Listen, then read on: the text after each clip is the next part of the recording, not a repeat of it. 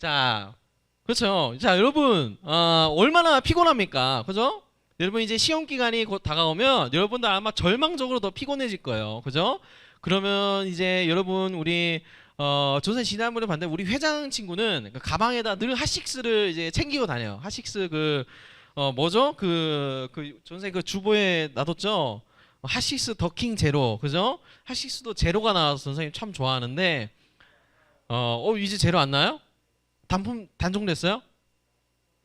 아, 그래요? 뭐 하여튼 자, 그래서 우리가 이 핫식스를 통해서 우리가 정말 지친 피곤한 몸을 우리가 달리기도 합니다. 자, 여러분이 지치고 피곤하고 힘들 때 여러분의 핫식스는, 그죠? 여러분의 바카스는, 여러분의 레드불은 과연 어떤 것으로부터 여러분들이 힘을 얻고 좀 이렇게 위로를 얻는지 저는 궁금합니다. 그죠? 뭐 내가 좋아하는 아이돌로부터 위로를 얻을 수도 있을 것 같고, 또 내가 좋아하는 축구팀, 또 내가 뭐 좋아하는 게임이나 내가 좋아하는 뭐 유튜브 채널로부터 잠깐씩 이렇게 위로를 얻고 우리의 영혼이 뭔가 쉼을 얻고 그런 것 같아요. 자, 오늘은 여기에 대해서 조금 더 본질적으로, 조금 더 핵심적으로 우리의 영혼을 달래주고 위로해주는 게 과연 어떤 방법이 있을까라는 것에 대해서 전사님 오늘 말씀을 전하도록 할 텐데요. 자, 그 전에 우리가 오늘 여러분 성경 말씀을 보면 사도행전입니다. 사도행전은 여러분 놀라지 마세요. 여러분이 3달 만에 하는 겁니다. 그러니까 어떻게 했어요? 다 까먹었겠죠. 그죠? 뭐 아는 게 없겠죠. 자, 그래서 넘겨보면, 자, 포인트가 안 되네요. 자, 그렇죠. 자, 그렇죠. 자, 이게 뭐냐면, 이제 사도 바울 아저씨가 이제 선교를 떠난 1차 빨간색, 2차 파란색, 3차 분홍색인데요. 이렇게 막 사도 바울 아저씨는 정말 이 예수님의 이름을 전하고 교회를 세우는 것에 있어서 정말 열정 있는 사람이었어요. 정말 야, 이 사도 바울 아저씨는 지치지도 않았는지, 도대체 이 사도 바울 아저씨의 핫식스는 도대체 무엇이었는지, 그죠? 궁금할 정도로 정말 이렇게 막, 여러분 이 거리가 우리나라는 한 요 정도예요. 요 정도 우리나라는. 그러니까 엄청나게 돌아다니면서 교회를 세우고 복음을 전했던 것이죠. 자, 이렇게 사도 바울 아저씨는 사도행전 전체에 걸쳐서 막 이렇게 전도에 열심히 있었습니다. 자, 그런데 사도 바울 아저씨가, 여러분 이거 꼭 외워야 됩니다. 세 지역을 꼭 가고 싶어 했었어요. 사도 바울 아저씨는 자기 인생 전반에 걸쳐서 이 세 도시, 이 세 지역은 꼭 방문하고 죽는 게 꿈이었습니다. 자, 첫 번째로 사도 바울 아저씨는 예루살렘에 방문하는 것이 꿈이었어요.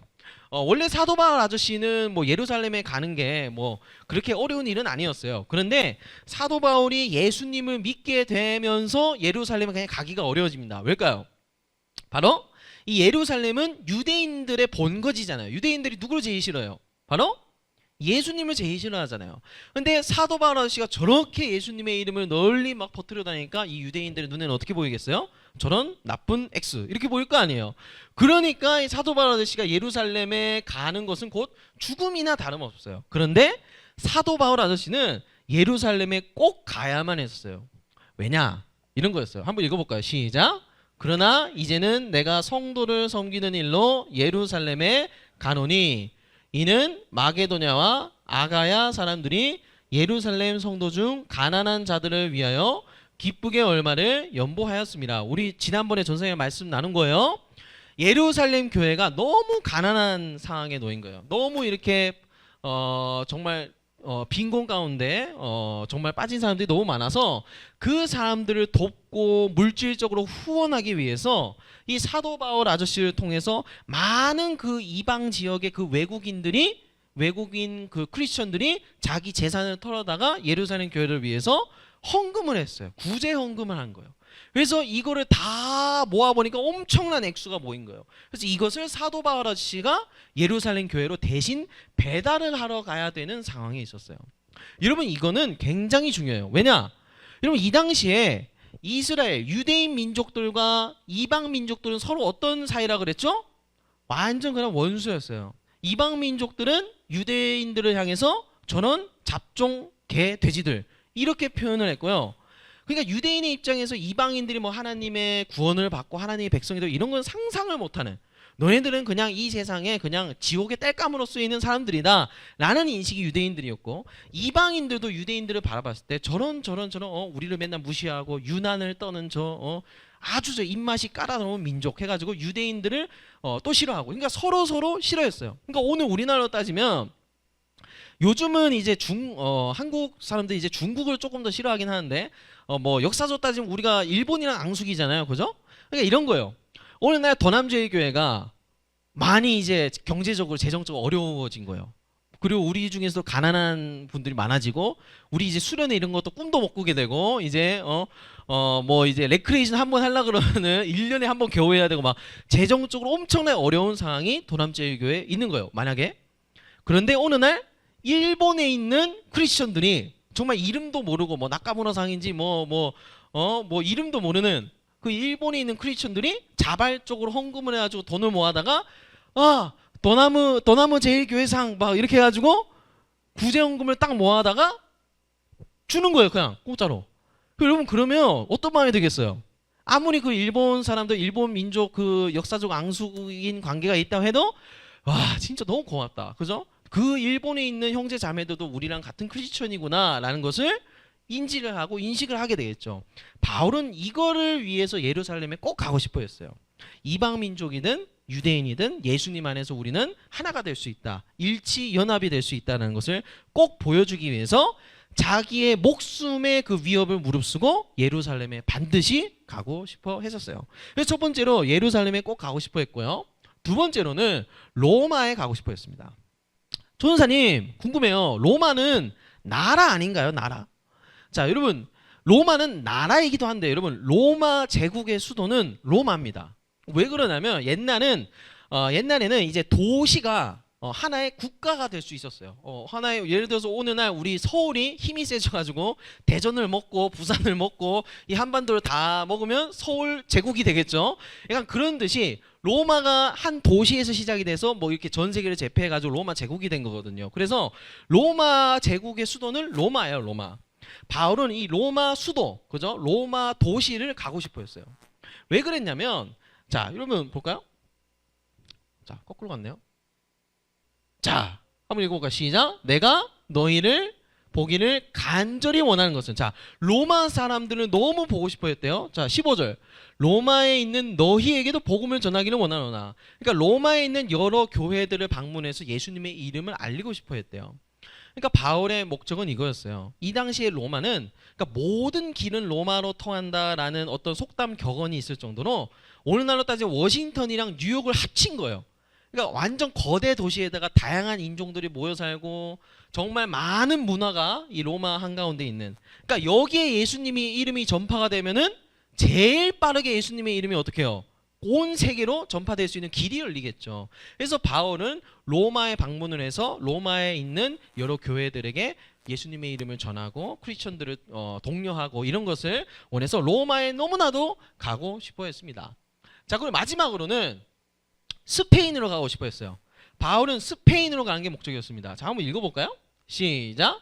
이제는 이 지방에 일할 곳이 없고 또 여러 해 전부터 언제든지 서바나로 갈 때 너희에게 가기를 바라고 있었으니, 여기 서바나가 스페인입니다. 스페인. 지금의 이 당시 스페인은 없었지만 그 스페인과 포르투갈이 있는 이베리아 반도, 거기를 우리가 이제 서바나라고 얘기를 합니다.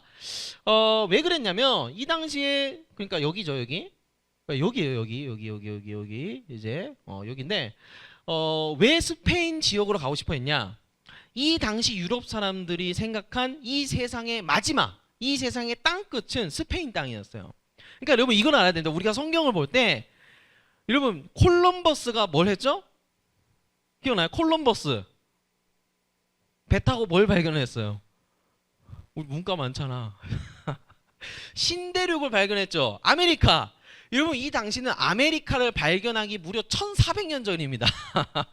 그러니까 아메리카라는 대륙이 있는지도 몰랐고, 뭐 아시아 저기 뭐 고조선이 있는지 뭐 이런 거 하나도 모르던 때예요. 그냥 우리가 유럽에 살면 유럽의 제일 끝, 이 세상의 끝은 아마 스페인 땅일 거야 라고 생각하는 게 당연하던 시대였기 때문에 바울 아저씨는 어떻게 해요? 예수님이 전에 이런 말씀하신 적이 있잖아요. 이 세상의 땅끝까지 이르러서 내 증인이 되라, 이런 말을 하신 그 명령에 따라서 정말 땅끝 스페인까지 가서 내가 거기까지 찍고 와야겠다라는 그런 생각을 아마 가지고 있었던 것 같아요. 그래서 여러분, 이거 꼭 외워야 됩니다. 예루살렘, 로마, 스페인 꼭 가고 싶어 했다는 거예요. 자, 어디요? 예루살렘, 로마, 스페인. 자, 어디요? 예루살렘, 로마, 스페인. 예루살렘 왜 가고 싶어 했어요? 예루살렘 구제헌금, 그죠? 예루살렘 교회를 돕기 위해서, 가난한 그 성도들을 돕기 위해서 구제헌금을 들고 갔습니다. 로마는 왜? 이 당시에 문화 역사의 중심지였어요. 그리고 스페인은 이 세상의 땅끝이 여생하였습니다. 여러분, 오늘 우리 선생님들은 반별 공과 시간 때 이거를 못 외우면 집에 보내지 마세요. 절대. 이거 외울 때까지 자 반드시 외워야 돼요. 선생님 외우는 거 별로 안 좋아하는데 이거는 반드시 알고 있어야 앞으로 한 달에 설교가 이해가 됩니다. 예루살렘, 로마, 스페인 꼭 가고 싶어 했습니다. 자, 그래서 어쨌든 자, 우리 오늘 본론으로 한번 돌아와서 예루살렘에 바울은 제일 먼저 가고 싶어 했는데, 예루살렘에 왜 가고 싶어 했다고? 다시 예루살렘에 여기 다 나와 있네요. 구제헌금을 들고 가기 위해서. 그런데 이 예루살렘 땅은 어때요? 유대인들이 정말 많았어요. 그래서 유대인들이 바울에 대해서 완전히 살기가 가득한 상태였어요. 야, 내가 외국에서 들었는데 바울이라는 애가 지금 이 외국을 돌아다니면서 교회를 세우면서 온 유대인들을 다 미혹해가지고 예수의 이름을 전하고 막 그러고 있대. 걔가 율법을 다 버리고 더러운 이방인들을 막 교회에 출입시키고 막 그러고 있대. 얘가. 이런 소문이 퍼지기 시작합니다. 그러니까 어때요? 바울은 예루살렘에 들어가는 그 즉시 유대인들한테 체포돼가지고 죽을 수도 있는 일이었어요. 그런데 바울은 어때요? 그냥 이 구제헌금을 들고 예루살렘 교회에 반드시 가야겠다는 그 사명을 가지고 들어가게 됩니다. 얼마나 이게 심했냐면 성경이 이렇게 나옵니다. 읽어볼까요? 시작. 우리가 그 말을 듣고 그곳 사람들과 더불어 바울에게 예루살렘으로 올라가지 말라 권하니, 바울이 대답하되 여러분이 어찌하여 울어 내 마음을 상하게 하느냐. 나는 주 예수의 이름을 위하여 결박당할 뿐 아니라 예루살렘에서 죽을 것도 각오하였노니라 하니. 그러니까 바울이 예루살렘으로 가야 된다고 하니까 주변 사람들이 뜯어말린 거예요. 근데 뜯어말릴 때 그냥 말린 게 아니라 어느 정도요? 울면서 울면서, 아니 왜 그 죽으려고 가요? 거기 유대인들이 얼마나 많은데 당신 거기 가면 사도 바울 잡혀서 죽어요. 도대체 뭐, 이거 구제헌금 다른 사람을 통해서 줄 수도 있고 뭐 좀 이따 줄 수도 있잖아요. 왜 지금 가야 됩니까? 라고 극구 만류하지만 바울은 어떻게 해요? 내가 예루살렘에서 죽을지언정 내가 이것을 반드시 전달하고 와야겠다 라고 위험을 무릅쓰고 가게 됩니다. 왜요? 바울의 이 구제헌금의 의도는 뭐라 그랬어요? 모든 이 이방인들과 유대인들이 하나가 되기 위해서. 그죠? 우리 이방인들은 너네 싫어하는 게 아니야. 너네와 하나가 되고 싶어해. 이렇게 헌금으로 너희를 돕고 싶어해. 라는 화해의 제스처를 보이기 위해서 예루살렘 교회에 간 거예요. 그러니까 예수님도 여러분 마찬가지였죠. 예수님도 어떠셨어요? 우리 인류와 하나님 사이를 화목하게 하는, 화해를 시키는 제물로서 십자가에 드려졌잖아요. 그 예수님의 모습을 바울이 바로 보이고 있는 것이라고 할 수가 있어요. 그래서 어떻게 해요? 바울이 이 예루살렘 성전에 들어가게 되고, 또 거기에서 예루살렘 교회에서 또 야고보 사도를 만나서 이제 막 이야기를 하게 되는데, 이 야고보 목사님이 이렇게 얘기를 합니다. 사도 바울 씨, 당신은 여기서 정말 위험하니까 괜히 유대인들의 눈에 이 잘못 띄거나 오해를 사지 말고, 유대인들이 맨날 여기 성전 가가지고 관습에 따라서 예배를 드리고 하니까 그 예배 드리는 방식을 따라서 괜한 오해를 사지 말고 또 유대인인 그 모습을 보이고 그 사람들의 말에 협조하고 그런 태도를 보여라, 이렇게 주문을 합니다. 그러니까 바울 아저씨도 오케이 해가지고 정말 그 유대인들의 비위를 잘 맞춰가면서 이렇게 예물도 드리고 막 예배도 잘 드리고 성전에 들어가서 정상적인 유대인처럼 잘 행동을 합니다. 그런데 무슨 일이 발생하냐? 자, 읽어볼까요? 시작.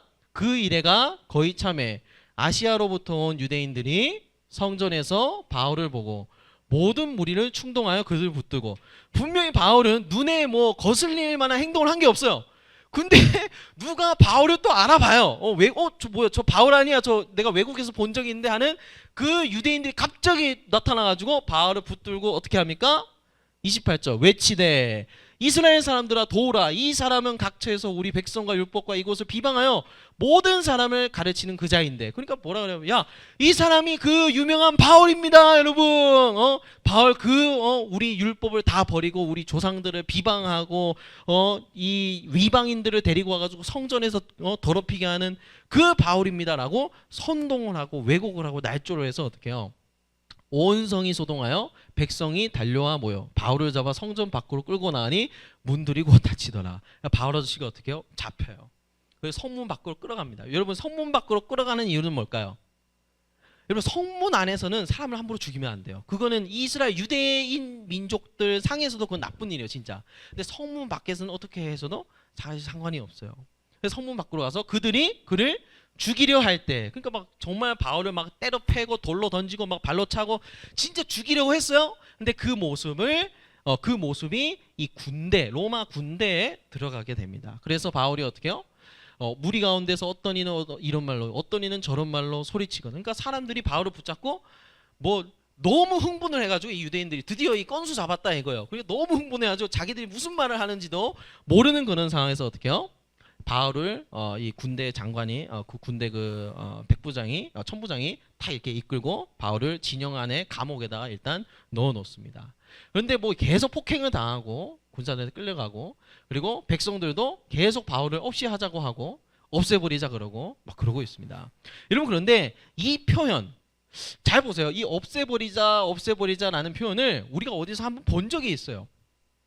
바울이 지금 정말 억울하잖아요. 바울이 뭐 잘못한 게 있어요? 뭐 하나도 없잖아요. 근데 정말 이 억울하게 누명을 쓰고 바울을 없애버리자 하는 이 표현이 사실은 여기서 나옵니다. 읽어볼까요? 시작. 무리가 일제히 소리질러 이르되 이 사람을 없이 하고 바라바를 우리에게 놓아주소서 하니 그들은 소리질러 이르되 그를 십자가에 못 박게 하소서 십자가에 못 박게 하소서 하는지라. 자, 바울에게 썼던 표현과 똑같은 표현이 누구를 향해서 나오냐면 예수님을 향해서 나옵니다. 예수님을 죽이려 했을 때 유대인들이 뭐라고 했냐면 이 사람을 없이 하소서 이 사람을 없이 하소서 십자가에 못 박소서 십자가에 못 박으소서 이렇게 해줬습니다.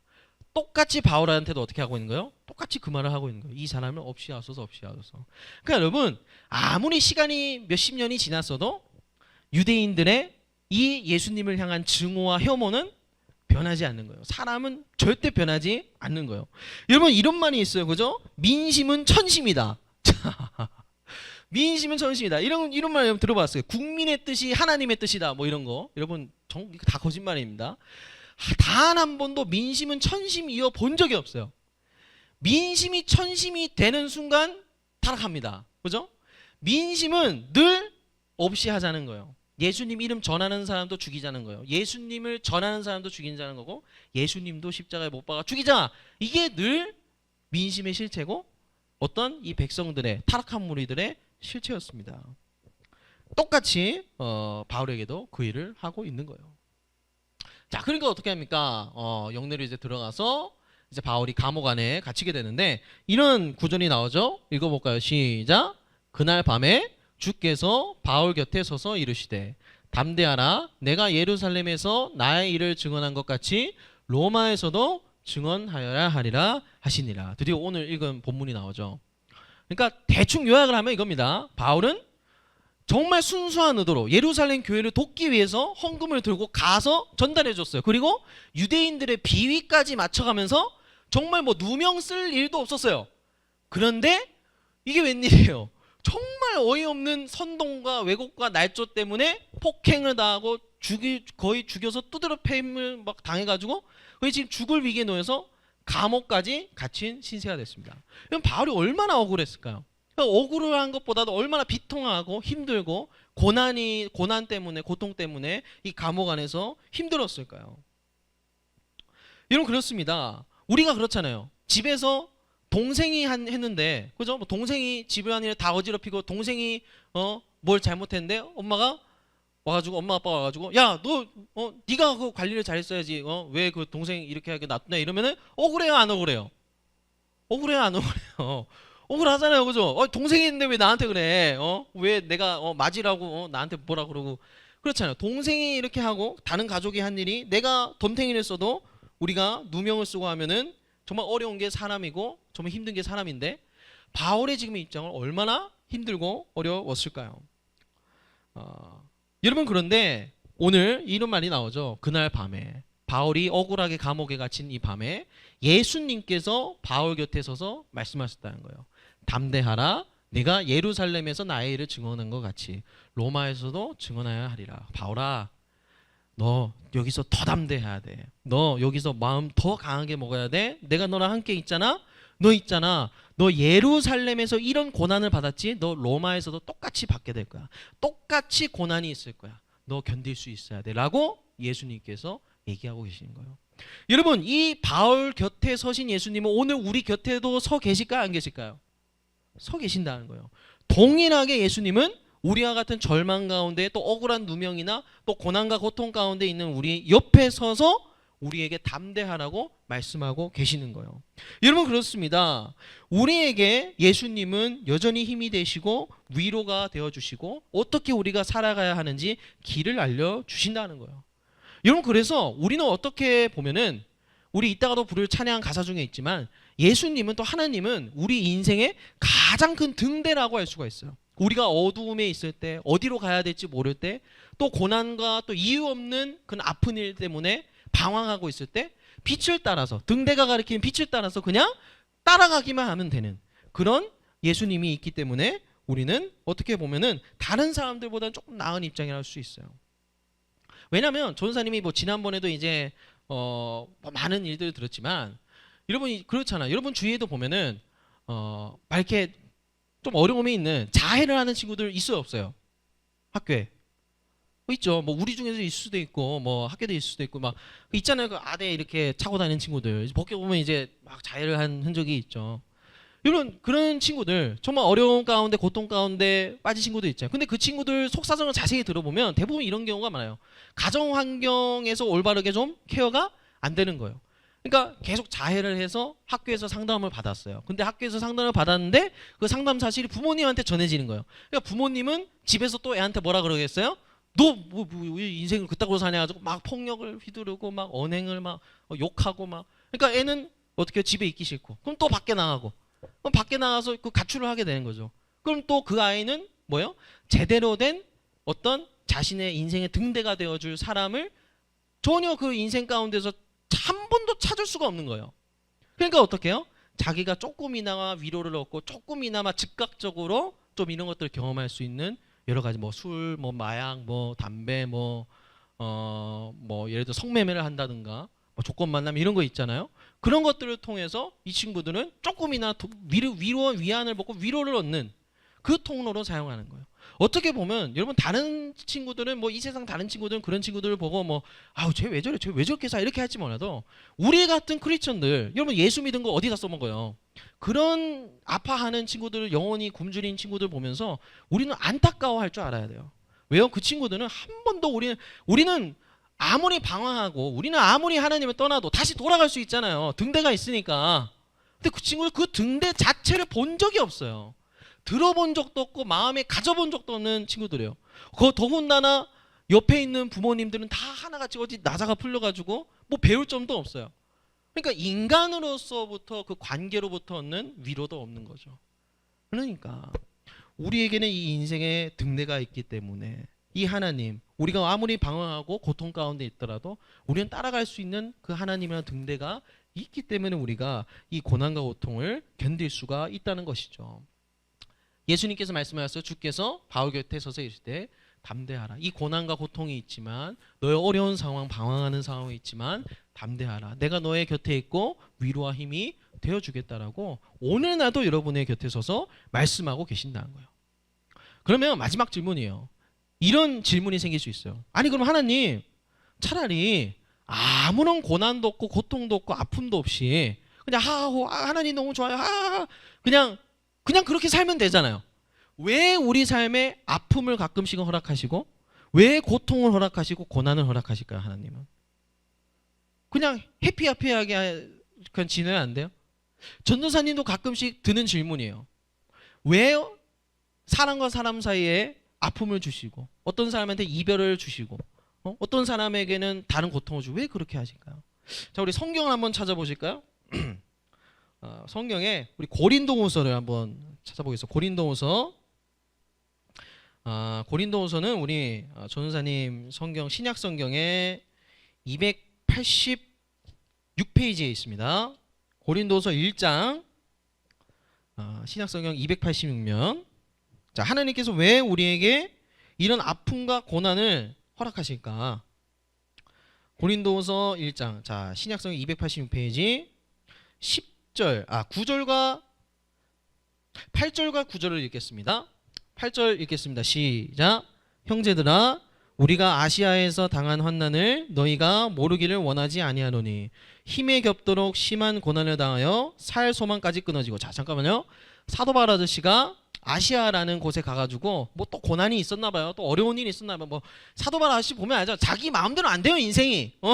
내가 계획되기도 다 무너져요. 안 돼. 엄청. 그래서 뭐라고 표현해요? 고난을 당하여 살 소망까지 끊어졌다. 그냥 죽고 싶었다 이 소리를 하는 거예요. 자 9절 읽겠습니다. 시작. 우리는 우리 자신이 사형 선고를 받은 줄 알았으니 이는 우리로 자기를 의지하지 말고 오직 죽은 자를 다시 살리시는 하나님만 의지하게 하심이라.